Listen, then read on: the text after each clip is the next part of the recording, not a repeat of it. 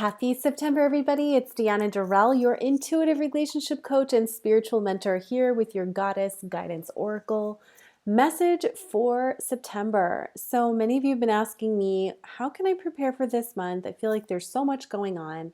And I will say that we do have a huge opportunity this September to really look at the choices that we've made up until this point in the year and completely scrap our plans, go back to the drawing board, redo, reassess, review, recalibrate everything. So it's like you get a clean blank slate for September through the end of the year if you choose to take it. If something's not working, it's the perfect time to just say, you know what? I'm calling it. This is actually what I want. And to take those baby steps in the direction of your dreams. So if you're new to my community, welcome. This is where I pull oracle card messages from different decks each month to just help you get a landscape of the month ahead. So first, I'm going to give you 2 dates to just mark down, and you can certainly just like pause the video if you're listening to this on the replay and ask yourself, what could this message mean for me? Because this is a very intuitive goddess community, and you'll get your own guidance from the cards too. So write down September 10th, which is a full moon in Pisces, and also September 25th, which is a new moon in Libra. Those 2 dates are really important, and we'll talk about why in just a second.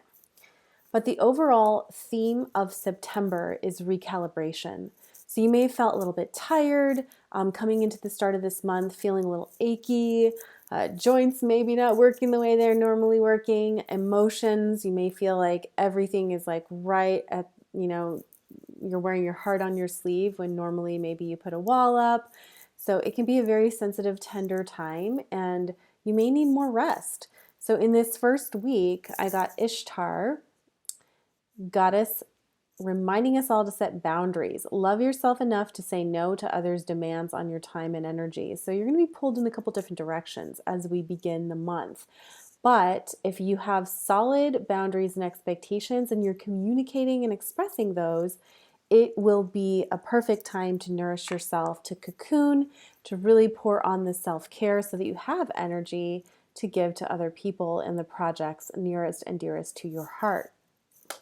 Then we go to week 2, Sarasvati, Hindu goddess of the arts, reminding us all to tap into our creativity. So if a relationship has felt stagnant, it's like, where do you need to mix it up? In the bedroom, in your dates, if you're single and looking to mingle, what can you do to really get that creative energy going? If you love to paint and you haven't done it in a while, paint. If you have been saying, you know what, I'm going to start meditating or journaling or dancing or whatever it is, cooking, it's time to actually put new habits in place. This is a month where you can actually see traction, in implementing new patterns. So whether that's getting up half an hour earlier or changing the way that you eat or changing the way that you think about your life, this is a great time to redo it.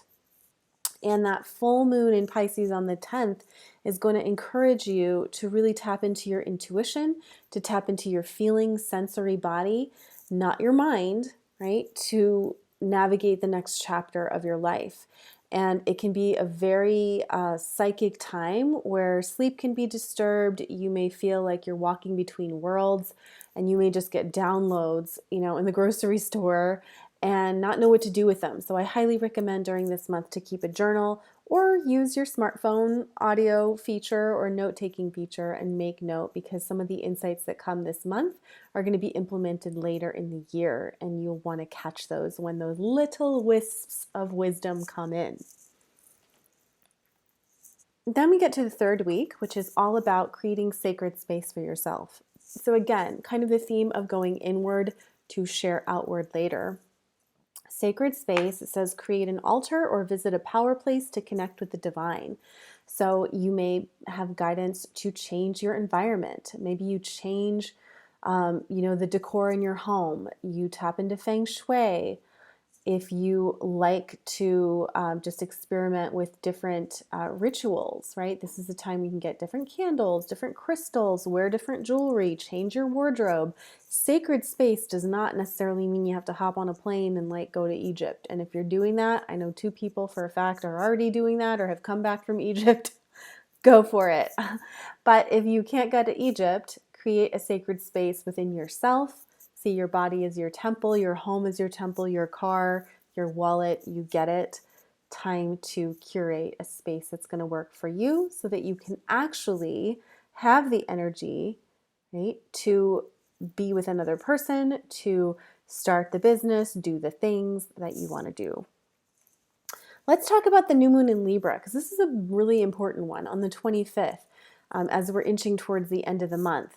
It's really about not only balancing and a harmony in your relationships, but also with anything that has felt like there's been an imbalance of power. So dynamics at, in your home, in your household, with your children, with your spouse, with your best friend, at work, where does it feel like you've been the one kind of taking it and you don't want to take it anymore? Or a relationship has run its course and you need to actually say, you know what, this is not really working for me anymore. Or the opposite, I really miss you. Can we please connect more or on this deeper level?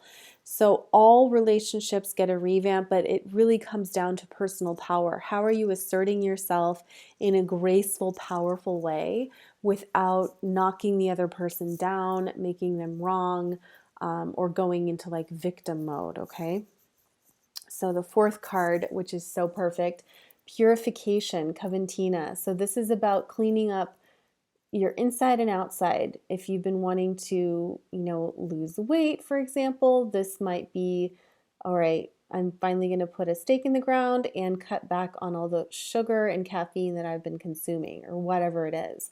This could also mean, you know what, I'm going to stop having one night stands when I say I want to get married this year. I am going to, take myself off this app. Whatever it looks like, where can you detox so that you give yourself the full power of that new moon and that new start?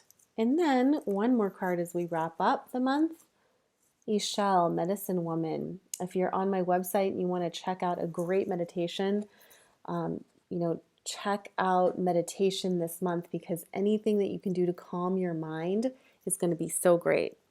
So this is about healing powers. You are a channel for divine healing power. Where have you been trying to heal other people and maybe ignoring your own needs? Where have you been avoiding your gifts? Maybe you are a healer. People have told you that and you're like, I know, but and you want to take a class. This is a month where you can actually sign up for the class and really start to tap into your gifts.